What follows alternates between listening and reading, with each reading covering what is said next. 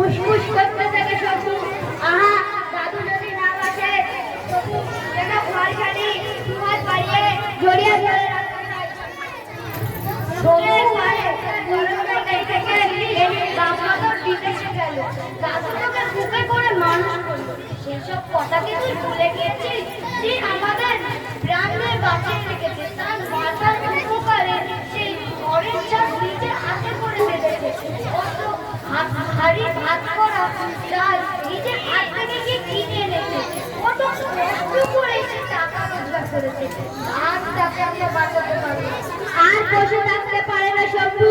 দেয়াল থেকে টোকা পারে, কাছ থেকে লণ্ঠন জ্বালে, মধুর শিশি নেয়, পিছন ফিরে চায় না।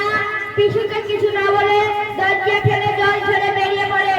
দরজা দুম করে বন্ধ হওয়ার শব্দ, সঙ্গে সঙ্গে প্রচন্ড ঝড়ের অট্টরোল। কে যেন গর্জন করে ডাকে, শম্ভু, শম্ভু, শম্ভু। কে তোমরা? অন্ধকারে জানা মেলে আমাকে ধরতে আসছো? ওকে ওকে, আমি কোথায় বেরাবো?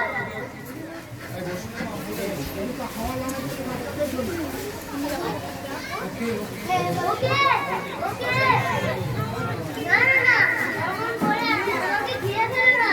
কি করি এখন? কোন দিকে পালাই? ওই দেখি দেখি, পালাবার বন্ধ। শম্ভু যেই না করে রয়েছে লণ্ঠন, অগ্নি পেছনের সঙ্গে আলো করেছে। আর চোর গেছে দাঁড়িয়ে।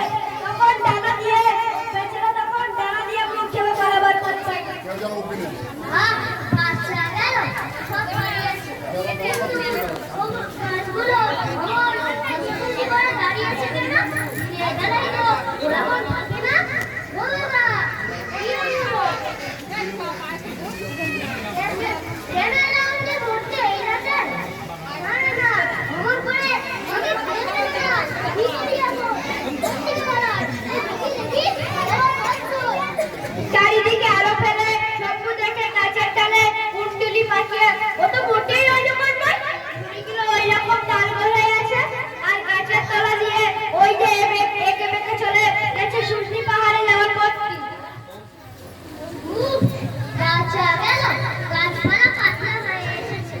বাবা, জঙ্গল আমার বড় ভয় করে। কিন্তু ও বলে কি ছায়ার মতো চোখের পিছন থেকে চোখের পিছনে চলে উঠছে। ও বাবা, কি ওগুলো? কি?